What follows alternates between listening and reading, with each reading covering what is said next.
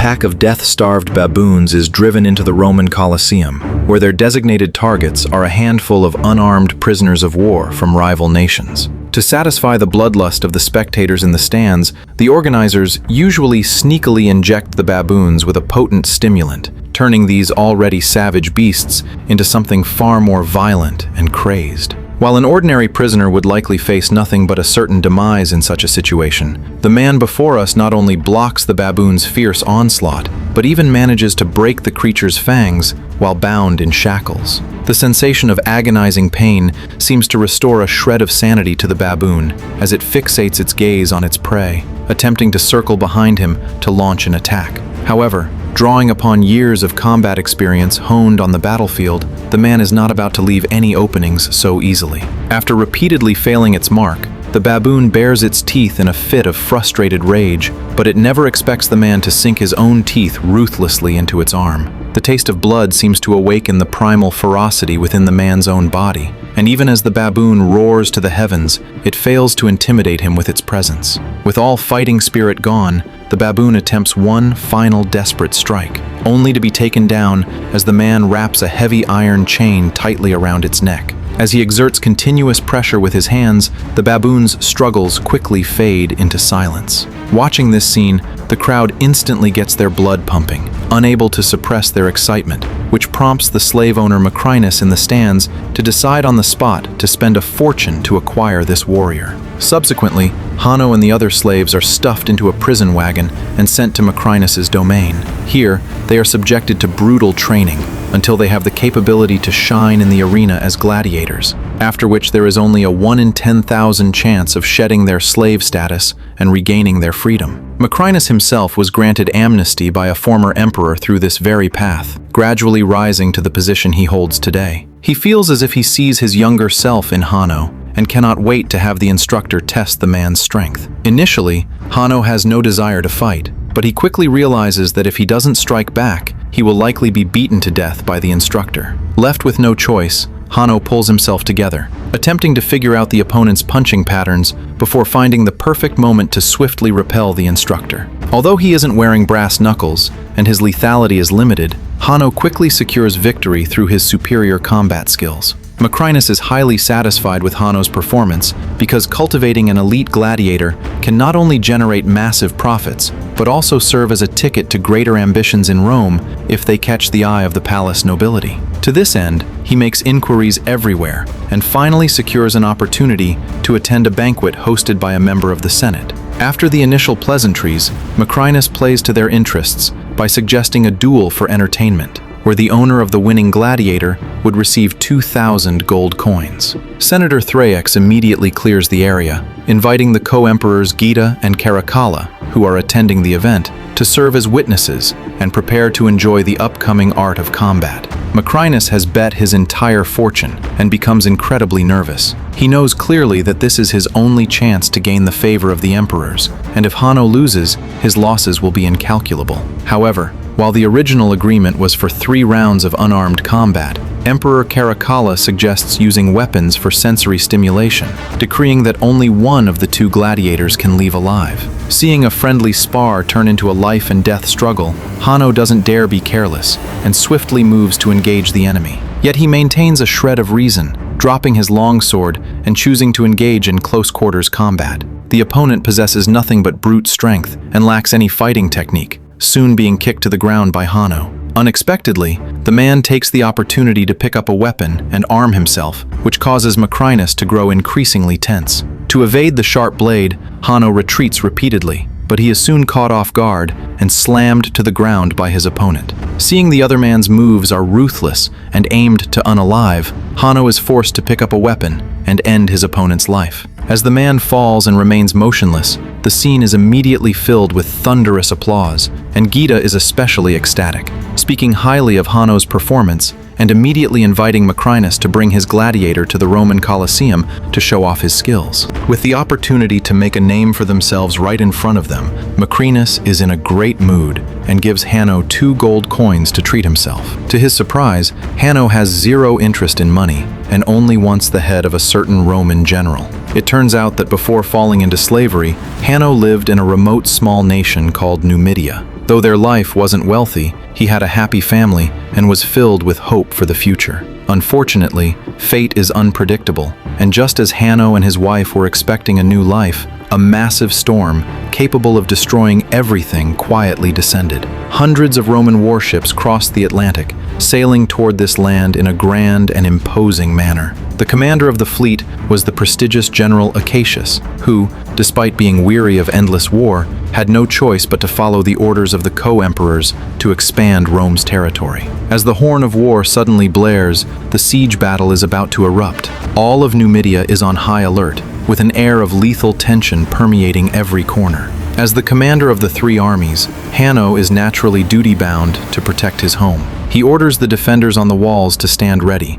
waiting for the enemy to enter range before immediately igniting oil barrels to streak across the sky and smash into the Roman ships. However, the Roman warships are not to be outdone and strike back in the same manner, instantly turning the city into a sea of fire with heavy casualties. Taking advantage of this gap, Acacius immediately orders the archers to launch an offensive under the cover of shields, as an overwhelming rain of arrows whistles down, instantly causing the defending side to lose over half their strength, clearly unable to stop the Roman fleet from approaching the walls. Seeing this, Acacius immediately orders his subordinates to set up siege towers and rush onto the walls via drawbridges, before leading the charge himself to slay the enemy. Despite Hanno leading his soldiers in a desperate resistance, the defeat is already irreversible.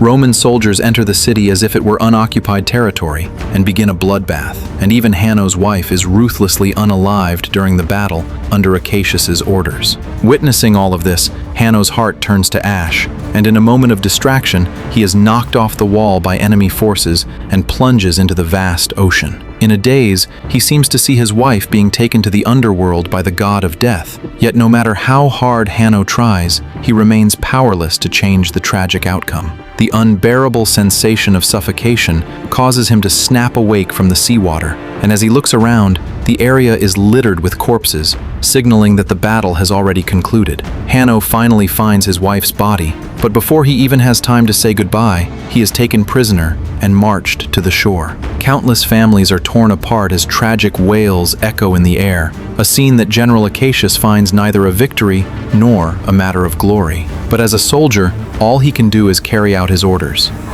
Acclaim this city for the glory of Rome. Ve Victis.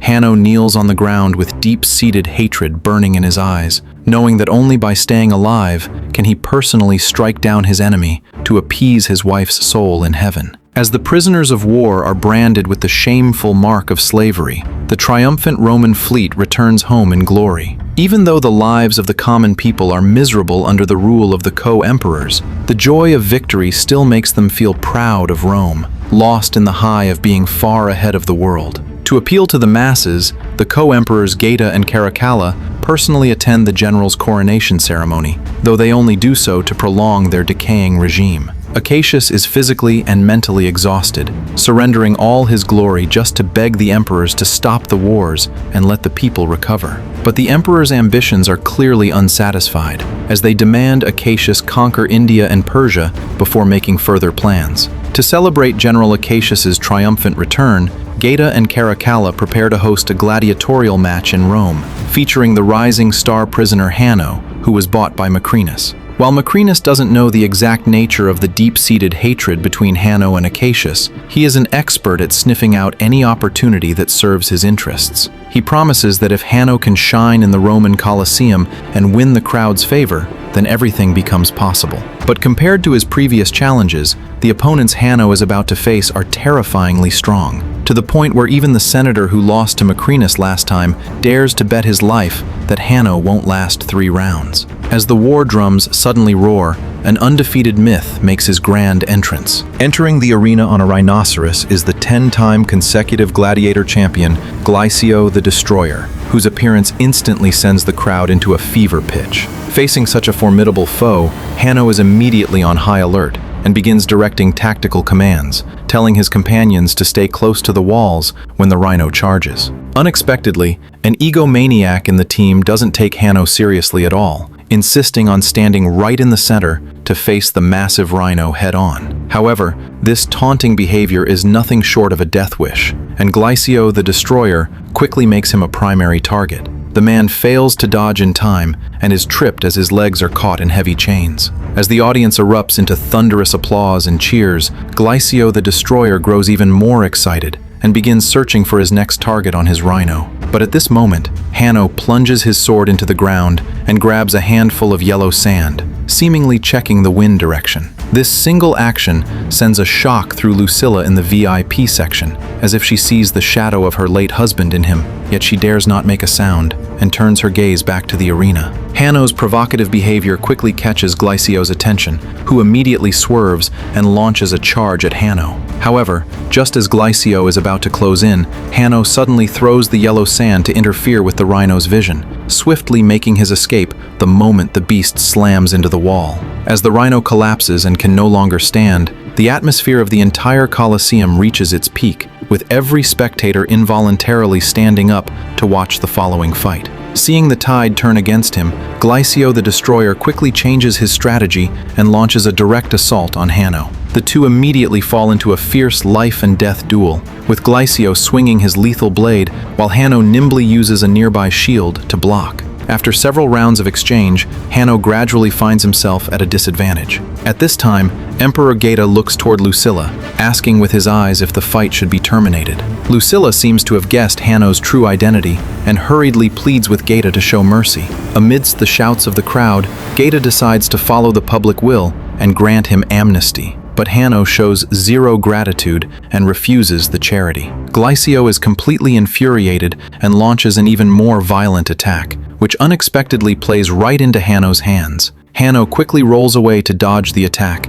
then seizes his longsword and goes straight for Glycio's vital point. The unexpected turn of events ignites the crowd's passion once again. To follow the people's will, Gaeta finally makes the gesture of execution, inadvertently allowing Hanno's reputation to reach its zenith. Meanwhile, Macrinus uses this pawn to win Senator Thraex's entire fortune, laying the foundation for his political ambitions. At the same time, Lucilla rushes back to a secret room in the palace, her mind constantly replaying every move her late husband once made in the arena, as she sees the exact same traits in Hanno. This leads Lucilla to suspect that the man is actually her long-lost young son, Lucius. After Maximus died in the Colosseum years ago, she sent the young Lucius away from Rome to protect him from those who coveted the throne. But decades have passed, and the mother and son have never met again. To confirm her suspicion, Lucilla invites Macrinus to her home, attempting to subtly ask about the origins of his slaves. Initially,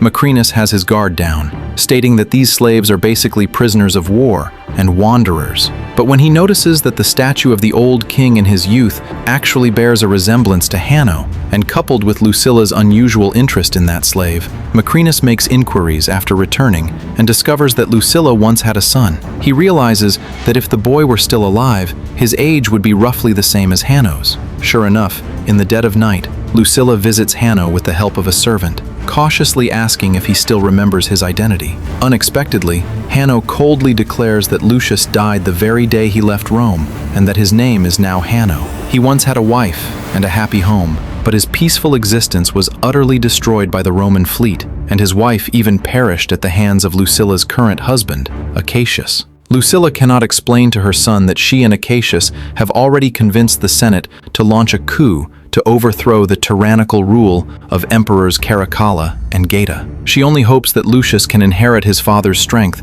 and survive the cruel arena. After returning, Lucilla immediately finds Acacius and tells him the news that Lucius is still alive. Considering tomorrow is the third day of the matches, and most warriors cannot survive such non-stop combat, Lucilla tearfully begs Acacius to lend a hand and help Hanno. She cannot bear to watch the son she just found die in the Colosseum. Although moving troops ahead of schedule might leak the plan, out of love for his wife, Acacius agrees to the request. However, it will take at least 3 days for the reinforcements to reach Rome, so whether Hanno survives tomorrow is entirely up to him. Little did they know that this conversation was overheard by a servant planted in the house by a senator, inadvertently planting the seed of a crisis. The third day of the duel proceeds as planned. To recreate the classic naval battle where the ancient Greek fleet crushed the Persian navy, the Colosseum is transformed into a miniature sea battlefield, with a large number of bloodthirsty sharks released into the water to heighten the thrill. As the warships enter the arena,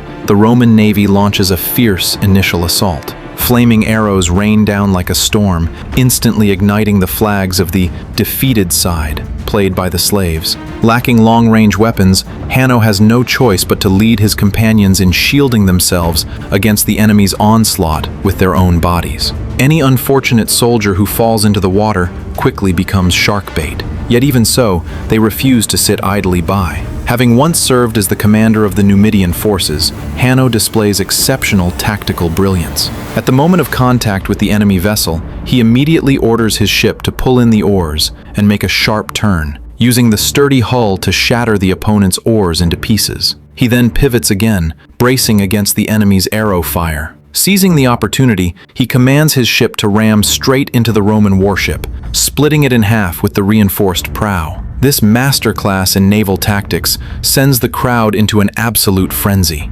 Seeing the opening, Hanno launches a follow-up attack, leading his crew to board the enemy ship for a final duel. The Roman soldiers are caught off guard, their morale collapses, and they are sent one by one into the shark-infested waters. However, Hanno's gaze remains fixed on General Acacius in the stands. He picks up a crossbow, ready to claim vengeance for his wife. But a sudden collision robs Hanno of his chance at revenge. Fearing an assassination attempt, the emperors prematurely end the match and flee the scene. Despite this, Hanno's name echoes through the Colosseum once more, his fame reaching new heights. Later, the instructor investigates who fired the bolt, but the slaves compete to take the blame, helping Hanno evade suspicion. Meanwhile, Acacius's servant reports his master's plot to revolt to Senator Thrax. For the bankrupted Thrax, this is a life-saving straw, and when Macrinus comes to collect his debt, Thrax sells this vital intelligence to him at a high price. Realizing his moment to change fate has arrived,